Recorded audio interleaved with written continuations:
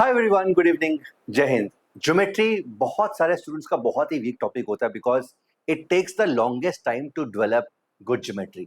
Second reason है कि बहुत सारे जो अच्छे ज्योमेट्री के टॉपिक्स हैं like constructions, angle bisector theorem, Ceva's theorem, Menelaus theorem, they are not a part of the school curriculum any more and that is why बच्चे बहुत ही एलिमेंट्री ज्योमेट्री के अंदर भी बहुत ज्यादा वीक रहते हैं। Now one of the ways to improve geometry is improving on the basic constructions and उसके आइडियाज। अब कंस्ट्रक्शन कहाँ से शुरू होती है? कंस्ट्रक्शन शुरू होती है कि एक लाइन सेगमेंट को लेट्स से 3:2 रेशो में डिवाइड करना है, किस तरीके से कर सकते हैं। एंगल 60 डिग्री का बनाना है कॉम्पस से, किस तरीके से बना सकते हैं। एंड सिर्फ बनाना नहीं है, उसके पीछे का रीजनिंग कि वो जो कंस्ट्रक्शन करते हैं उससे 60 डिग्री का ही एंगल क्यों बनता है, वो एंगल 59 क्यों नहीं होता है, 61 क्यों नहीं होता।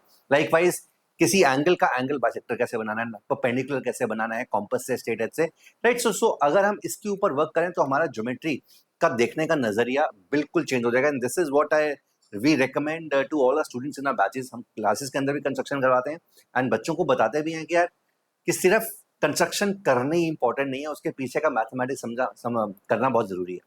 और कंस्ट्रक्शन की एडवांस स्टेज जो होती है that is this kind of problems. ये प्रॉब्लम पढ़ते हैं। एक ट्रायंगल है with longest side AB। Construct a square having two vertices on the side AB पे दो vertices and one vertex each on the sides BC and CA।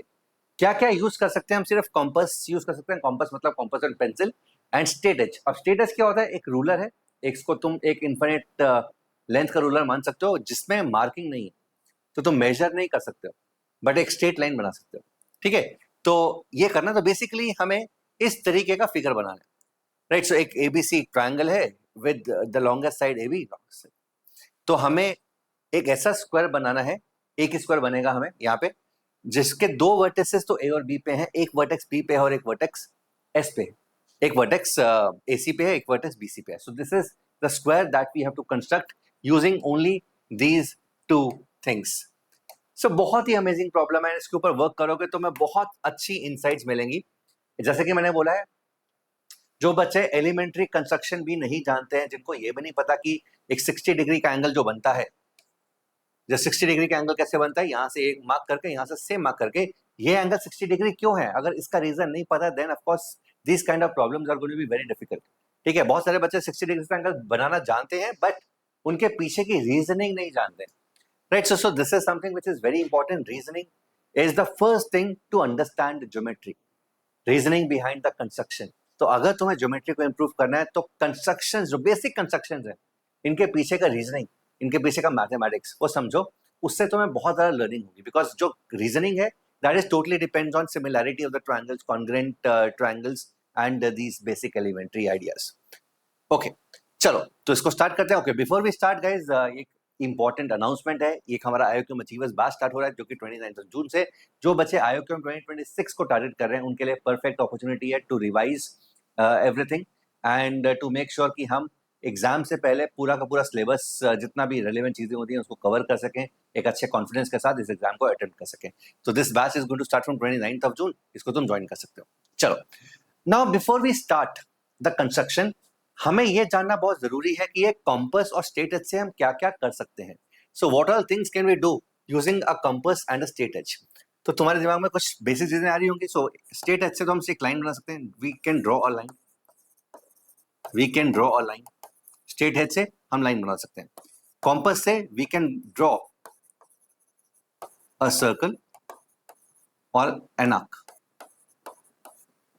एक circle draw कर सकते हैं, आर्क ड्रॉ कर सकते हैं, ये दो चीजें तो बहुत बेसिक है। ठीक है, इन दोनों के तो कि स्ट्रेट लाइन, स्ट्रेट एज से हम एक लाइन ड्रॉ कर सकते हैं, कॉम्पस से हम सर्कल या फिर आर्क ड्रॉ कर सकते हैं। ये तो अपने अपने फायदे हो गए। दोनों को मिलाकर हम क्या क्या कर सकते हैं वो चीजें हमें पता होनी चाहिए। तो दोनों को मिला के बच्चों एक चीज तो है कि we can draw a perpendicular from a point outside to a given line. ठीक है, ये पता होना चाहिए। जो थर्ड पॉइंट है, थर्ड पॉइंट इज दिस, एक लाइन है एक पॉइंट है, तो हम यहां से एक परपेंडिकुलर लाइन ड्रॉ कर सकते हैं यूजिंग कॉम्पस एंड स्ट्रेट। किस तरीके से?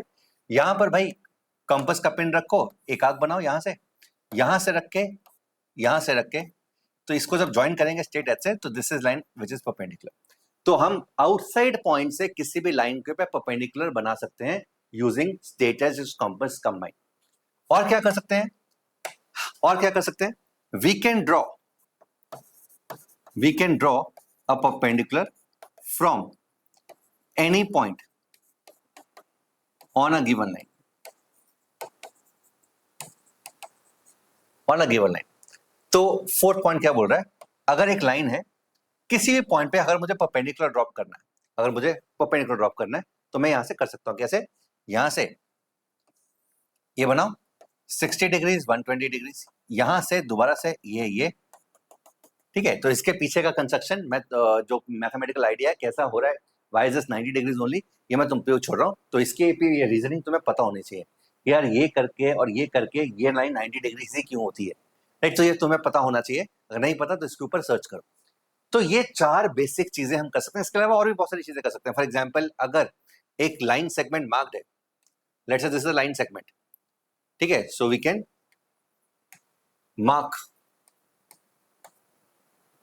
Mark a line segment length, ठीक है। तो अगर ये लाइन सेगमेंट है और मुझे इस लाइन पे सेम लाइन सेगमेंट बनाना है, तो मैं क्या करूंगा भाई, यहां से कॉम्पस लूंगा, मेजर करूंगा, एंड यहां से सेम चीज यहां से कट कर दूंगा, तो ये लेंथ और ये लेंथ सेम हो जाएगी। तो मार्क का सेम सेगमेंट लेंथ, ये बेसिक चीजें हम कर सकते हैं, right. So I hope this is clear. तो ये बेसिक चीज, इसके अलावा और भी बहुत सारी चीजें कर सकते हैं, but these are 5 basic things which we can do using straight edge and a compass, ठीक है। अब वापस चलते हैं इस क्वेश्चन के ऊपर। क्वेश्चन में हम कंस्ट्रक्शन करने की कोशिश करते हैं। सो एक ट्रायंगल है ABC, A B longest side है, हमें एक स्क्वायर बनाना है कि 2 वर्टिसेस ए बी पे हो, एक वर्टेक्स यहां पर हो, एक वर्टेक्स यहां पर हो, ठीक है। So this is what we need to draw. अब ये ड्रॉ करना काफी मुश्किल है, काफी चैलेंजिंग है। हम क्या करते हैं, इसका थोड़ा सा आसान वर्जन करते हैं। सो आसान वर्जन क्या है, easier version is if there were 3 points on the sides instead of 4, if there were 3 points on the sides, ठीक है। तो 4 पॉइंट्स हैं साइड्स पे, मैं मान लेता हूं 3 पॉइंट्स है साइड में, ठीक है। तो 2 पॉइंट्स यहां पर, एक पॉइंट यहां पे, इस पे पॉइंट चाहे नहीं है, स्क्वायर बना सकते हैं क्या, ठीक है। तो वो स्क्वायर बनाना काफी आसान है बच्चों। वो स्क्वायर कैसे बना सकते हैं, अगर 3 पॉइंट्स हैं, लेट्स से 2 पॉइंट्स यहां पर हैं, एक पॉइंट यहां पर है, और चौथा पॉइंट इसके ऊपर नहीं है, then can we draw square. तो वो स्क्वायर बनाना काफी आसान है। वो कैसे बनाएंगे भाई, कोई भी पॉइंट उठा लो, ठीक है, pick any point on AC, यहां से परपेंडिकुलर ड्रॉप करो। परपेंडिकुलर ड्रॉप कर सकते हैं, ये बिल्कुल कर सकते हैं। Drop a perpendicular from a point outside to a given line, ये बिल्कुल कर सकते हैं। सो इसको क्यों बोल दिया, तो ये लाइन सेगमेंट फिक्स हो गई। अब मैं यहां पे अगर तीसरा पॉइंट निकालना चाहता हूं, कैसे निकालूंगा, यहां से कॉम्पस लूंगा एंड ये मार्क कर दूंगा, ठीक है। तो this point is going to be R, ये लेंथ और ये लेंथ सेम होगी। एस निकालना है, एस तो बहुत सिंपल है यार। एस निकालने के क्या करो, आर पे परपेंडिकुलर ड्रॉप कर दो, आर पे 90 डिग्रीज ऊपर ले जाओ। जैसे ही आर पे 90 डिग्रीज लिया, मार्क, यहां से मार्क करो, लाइन सेगमेंट का लेंथ मार्क करो, यहां से सेम लेंथ पे ये मार दो, ये पॉइंट एस हो जाएगा, एंड इसको ज्वाइन कर दो, 90 डिग्री ही बनेगा, ये स्क्वायर बनेगा।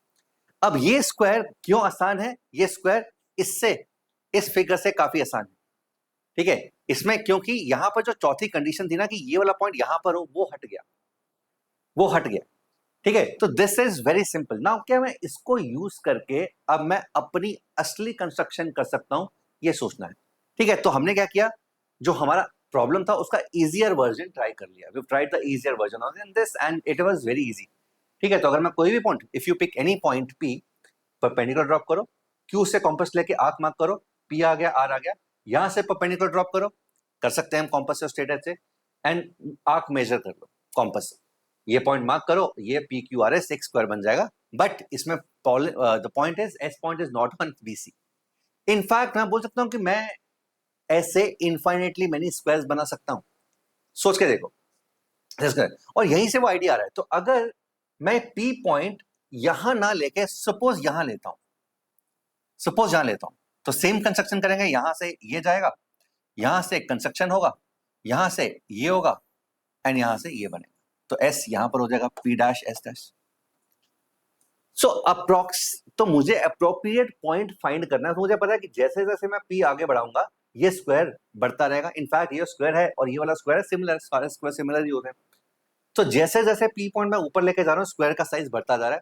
तो बोल सकता हूँ कभी ना कभी एक ऐसा पॉइंट आएगा जब यहाँ पे एग्जैक्टली एस पॉइंट इस पर चला जाएगा and that is our point. But the point is मैं उस पॉइंट को कैसे ढूंढूं, how do I find that point. So this is a challenge. एक है कि सर आगे चलते रहो, सर अप्रोक्सीमेटली आगे फैलो, यहाँ से नहीं आ रहा, यहाँ से करो, यहाँ से करो। बट वही कंस्ट्रक्शन नहीं है भाई, ये मैथमेटिक्स नहीं है। ठीक है, ये तो हिट एंड ट्रायल होगा ना, ये तो तुम चांस ले रहे हो, वो तो मैथमेटिक्स नहीं है। ठीक है, तो किस तरीके से ऐसा पॉइंट पी फाइंड करो कि यार एस डैश यहां पर है इसी कंस्ट्रक्शन के साथ, या कैसे हम मैथमेटिक्स लगाएं, कैसे हम ज्योमेट्री लगाएं। तो इस चीज को हम यहाँ पे समझने की कोशिश करते हैं। ओके चलो, so let's try to understand this. तो जैसे कि मैंने बोला एक पॉइंट उठा दें पी, एक पॉइंट उठा दें यहाँ पे पी। सो पी का पॉइंट पी, यहां से जब मैं ये करता हूं परपेंडिकुलर ड्रॉप करता हूं, दिस इज क्यू।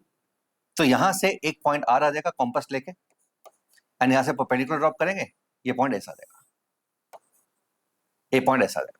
ठीक है, अगर मैं पी को थोड़ा सा और आगे जाता हूं, थोड़ा सा और लेके जाता हूं, लेट्स से यहां पे पी, ठीक है, यहां थोड़ा सा और आगे भी लेके जा सकते हैं इसमें।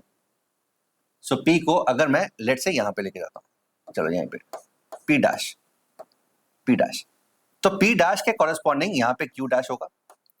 जब मैं यहां से क्यू डैश पे कॉम्पस करके यहां पे जाऊंगा तो यहां पे आर डैश हो जाएगा, एंड ये स्क्वायर यहां पे कंप्लीट हो जाएगा, दिस इज एस डैश।